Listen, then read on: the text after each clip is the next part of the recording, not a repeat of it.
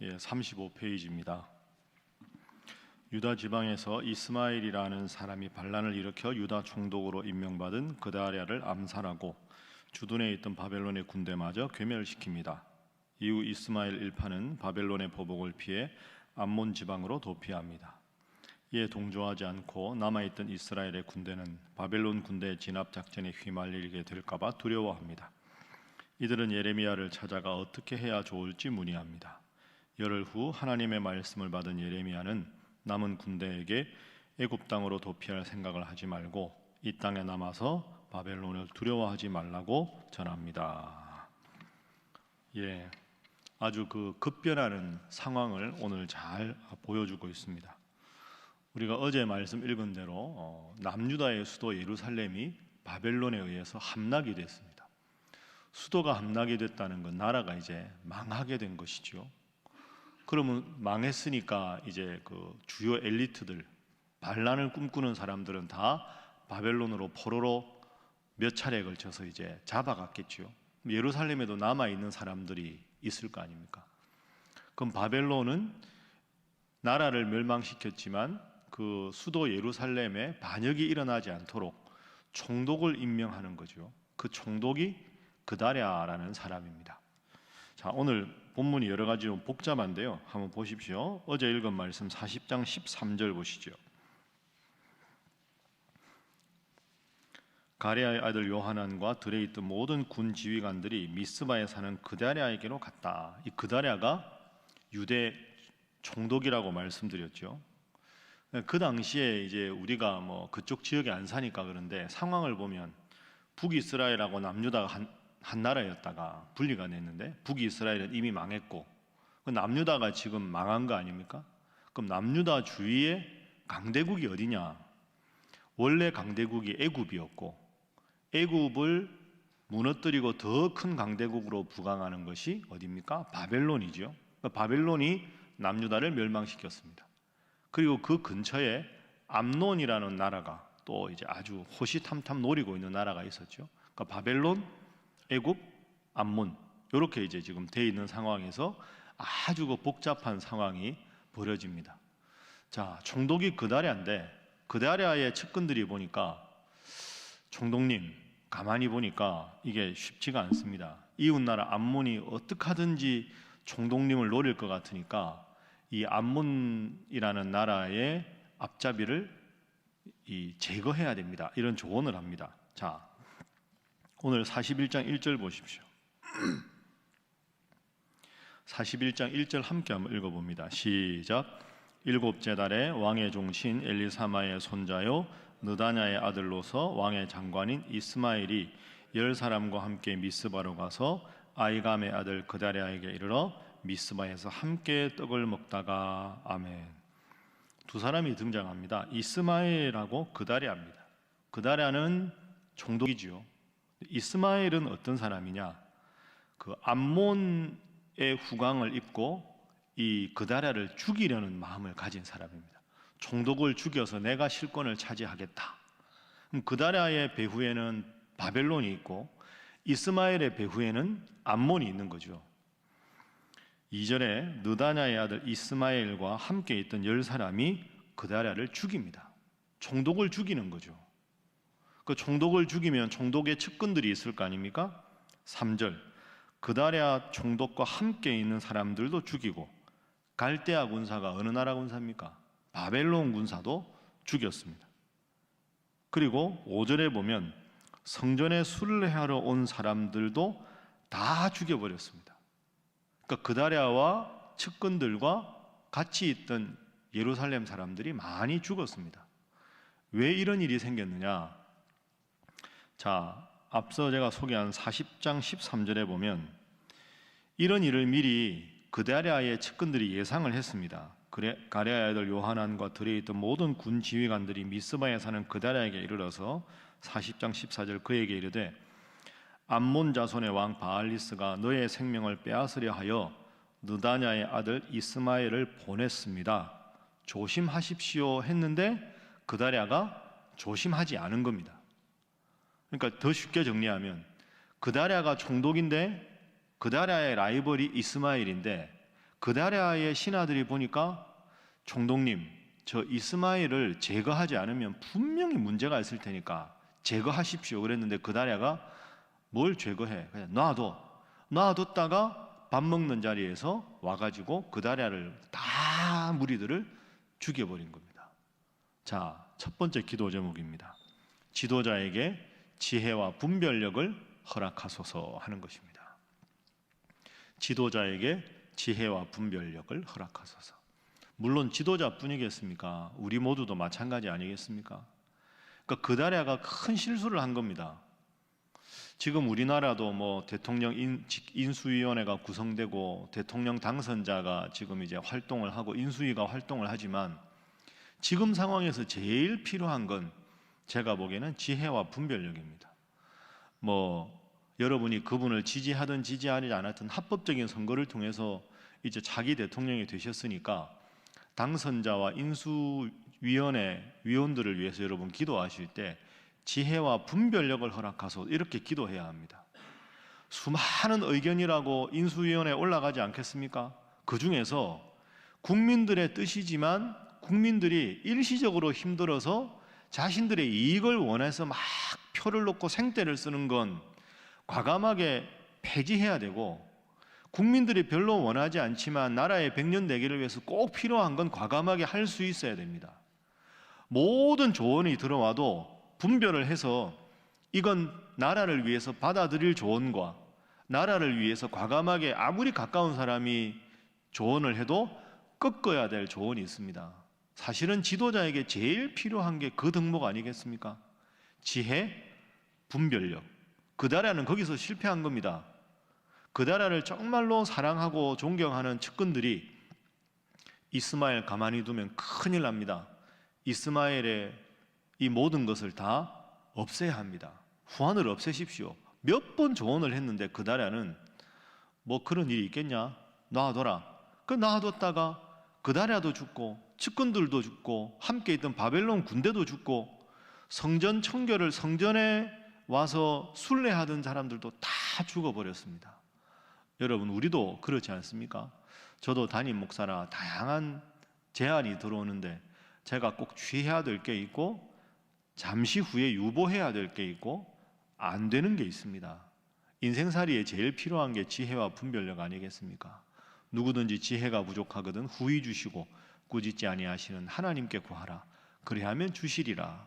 야고보서 말씀 기억하고 여러분 자녀들 위해서 또 이 나라 위정자를 위해서 지혜와 분별력을 허락하소서.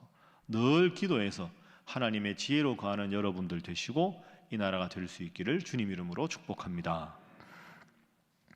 두 번째 오늘 본문의 교훈은 잘못된 욕심은 더 큰 죄를 부른다 하는 것입니다. 잘못된 욕심은 더 큰 죄를 부릅니다. 작게 끝날 수 있는데 잘못된 죄를 덮기 위해서 더 큰 죄를 짓고 덮기 위해서 더 큰 죄를 짓고 자꾸 이게 반복이 되는 거죠.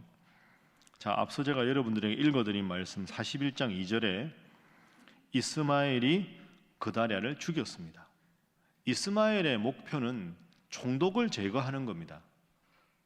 원래 목표가 그거 하나죠. 3절 보십시오. 41장 3절 함께 읽습니다. 시작. 이스마엘이 또 미스바에서 그다랴와 함께 있던 모든 유다 사람과 거기에 있던 갈대아 군사를 죽였더라.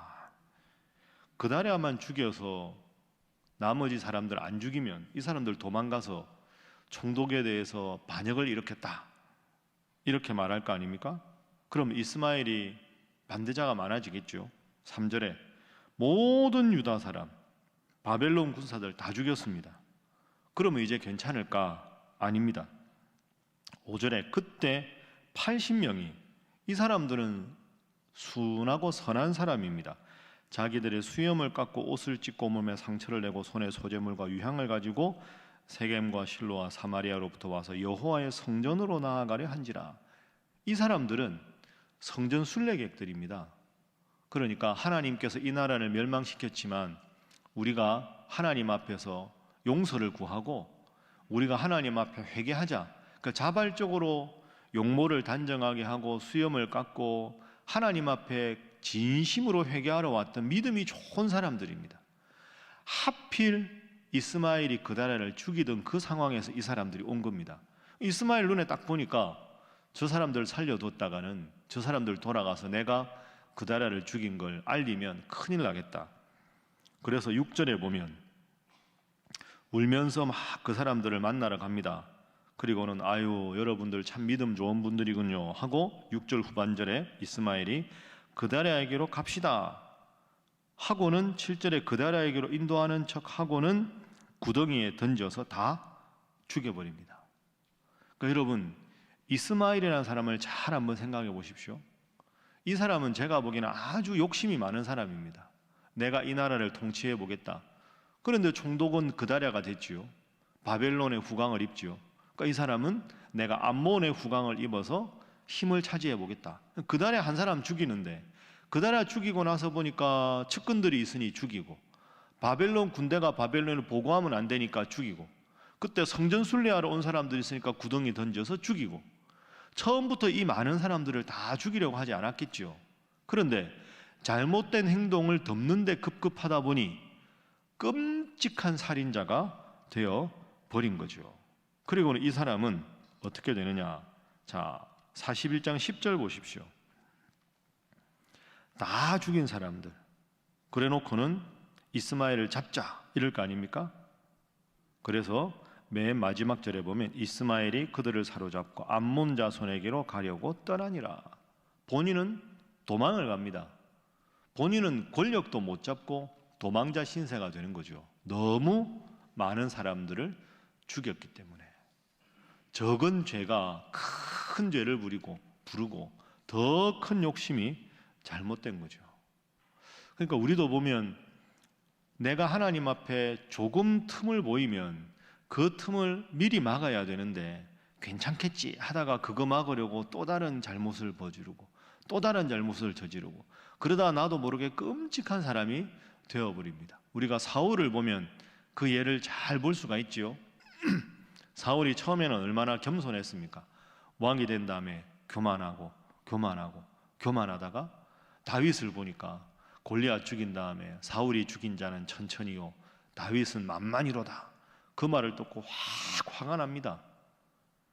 그래서 창을 들고 다윗을 죽이려고 하지 않습니까? 그때부터 다윗과 사울 사이가 크게 벌어지죠. 참 어리석은 사람입니다. 다윗은 라이벌이 아니라 자기 부하입니다. 그러면 다윗 같은 사람들 장군으로 서서 격려해주면 다윗이 잘 되면 다윗을 쓴 사울이 부각이 될 텐데 내가 죽인 게 천천히인데 다윗이 만만이라고? 어이구 저놈 가만히 뒀다가는 큰일 나겠다. 라이벌이 아닌데 라이벌로 여겨서 다윗을 죽이려고 하다 보니 점점 사울은 입지가 줄어들고 다윗은 강해지는 거죠. 잘못된 욕심이 더 큰 죄를 부르는 경우가 많이 있습니다. 오늘도 하나님 앞에 기도하실 때 하나님 앞에 부족한 것 회개하시고 하나님 앞에 늘 거룩하게 하나님 앞에 늘 겸손하게 바로 서는 여러분 되시기를 주님 이름으로 축복합니다. 마지막 세 번째 기도 제목은 먼저 하나님의 뜻을 묻고 따르게 하소서 하는 것입니다. 먼저 하나님의 뜻을 묻고 그 뜻에 따르게 하소서. 그게 기도 아닙니까? 기도. 자, 이제 중요한 건 총독 그다랴는 죽었죠. 암몬의 후광을 입은 이스마엘은 암몬으로 도망을 갔습니다. 그럼 남은 백성들은 어떻게 됩니까? 다스릴 사람이 없잖아요. 이스마엘도 도망가고 그다랴로 죽고. 그럼 이 사람들이 무슨 생각을 했어요? 야, 큰일 났다. 예루살렘에 남아있는 사람 입장에서는 그럼 바벨론이 임명한 총독을 죽였으니까 바벨론이 군대를 데리고 와서 너희들은 뭐 했냐? 이러고 바벨론이 힘들게 할 것 같고 암몬한테로 도망을 가자니 이스마엘이 거기 있으니까 거기 도망가 봐야 좋은 게 없을 것 같고 가만히 있기는 힘들고 그러면 암몬에도 못 가고 바벨론에 못 가고 우리도 모르겠다. 여기 남으면 뭐하냐? 애굽으로 도망가자. 애굽으로 도망가자는 사람들이 많이 생겼습니다. 그런데 문제는 애굽으로 가는 게 하나님 뜻인지 아닌지 물어야 할 거 아닙니까? 잘 보십시오. 자, 41장 15절 보십시오. 이스마엘은 암몬 자손에게 갔지요. 그럼 남은 사람들 어떻게 해야 될까? 자, 42장 2절 3절 함께 읽습니다. 시작. 선지자 예레미야에게 이르되 당신은 우리의 탄원을 듣고 이 남아있는 모든 자를 위하여 당신의 하나님 여호와께 기도해 주소서. 당신이 보는 바와 같이 우리는 많은 사람 중에서 남은 적은 무리이니 당신의 하나님 여호와께서 우리가 마땅히 갈 길과 할 일을 보이시기를 원하나이다. 아멘. 자, 예루살렘에 남아있던 1절에 보면 군대 장관들 모든 사람들이 예레미야한테 와서 저희들 어떻게 해야 합니까? 저희들은 애굽으로 갈까요? 바벨론으로 갈까요? 암몬으로 갈까요? 딱히 수가 없는 것 같은데 하나님께 기도하시고 그 뜻을 알려주시면 그 뜻대로 따르겠습니다. 얼핏 보면 아주 신앙적인 것 같지요? 아닙니다. 예레미야에게 기도 부탁해서 따르겠다는 믿음이 좋은 사람 같지만 아닙니다. 왜? 자, 보시죠. 41장 17절 보십시오. 41장 17절 함께 읽습니다. 시작. 애굽으로 가려고 떠나 베들레헴 근처에 있는 게롯 기맘에 머물렀으니. 아멘.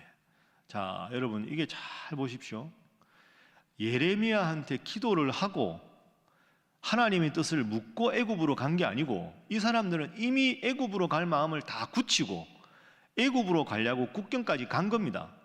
그래놓고는 예레미야한테 딱 가서 하나님 뜻이 뭔지 물어주십시오. 그럼 이 사람들이 하나님 뜻이 이것이다라고 말하면 따를 마음이 있었을까요? 아닙니다. 애굽 가기 전에 기도하고 뜻을 따라야 되는데 17절에 애굽으로 가려고 이미 떠났다 이렇게 돼 있죠. 이게 잘못된 거 아닙니까? 예레미야가 몰랐을까요? 알았죠. 42장 20절 보십시오. 42장 20절에 예레미야가 딱 이렇게 말하죠. 너희가 나를 너희 하나님 여호와께 보내며 이르기를 우리를 위하여 우리 하나님 여호와께 기도하고 우리 하나님 여호와께서 말씀하신 대로 우리에게 전하라. 우리가 그대로 행하리라. 이렇게 말했죠. 그렇게 말하여 너희 마음을 뭐 했다? 속였다. 그러니까 이미 자기 뜻을 딱 정해놓고 기도해 주십시오. 하나님 뜻을 따르겠습니다. 예레미야가 보니까 그건 잘못된 기도라는 거죠. 내 목적을 딱 정해놓고 내가 할 바를 정해놓고 그걸 합리화하기 위해서 은근히 기도해달라. 너희는 하나님을 속였다. 제가 늘 말씀드리죠. 기도보다 앞서지 말게 하소서. 기도하고 결정해야 되는데 자기 결정 다 해놓고 이대로 잘 되게 기도해달라는 건 기도가 아니라 생떼를 쓰는 거죠. 그만큼 그 당시 사람들이 영적으로 바로 서지 못했다. 오늘도 여러분 수많은 기도 제목 가지고 나오시고 계획이 있을 텐데 하나님께서 마음의 평안과 확신을 주시면 그대로 하십시오. 그런데 아직까지 이 일만 생각하면 자꾸 마음이 나뉘고 걱정스러운데 여러분 뜻을 먼저 정하고 이대로 되게 해주십시오 하지 마시고 하나님의 뜻인 것을 분명히 깨닫게 하시고 하나님의 뜻이 우리에게 주는 평안과 확신으로 살아가게 해주십시오. 그렇게 기도하셔서 분명히 하나님께 묻고 하나님 원하시는 확신으로 담대한 믿음으로 평안으로 하나님께서 함께 하셔서 승리하는 삶을 살아가시는 여러분 모두가 되시기를 주님 이름으로 축복합니다. 기도하겠습니다. 하나님, 이 땅의 위정자들에게 분별력과 지혜를 허락하여 주옵소서. 하나님, 인간적인 욕망으로 더 큰 죄를 짓지 않게 하여 주시고 늘 주님 앞에 기도로 일을 시작하며 주의 뜻을 묻는 슬기로운 자 되게 하여 주시옵소서. 코로나의 엄중한 상황에서 저희의 영육을 강건케 하시고 우리 신일교회가 하나님 앞에 더 부흥하고 더 하나님의 뜻을 실현하는 교회가 되게 하여 주시옵소서. 함께 기도하시고 또 온라인 구역 모임이 있습니다. 온 성도들 믿음 잃지 않고 믿음 생활 잘할 수 있도록 위해서 기도하시고 여러분 각자를 위해서 다 함께 주님 앞에 기도하겠습니다. 주여 믿습니다. 주여 믿습니다. 주여 믿습니다.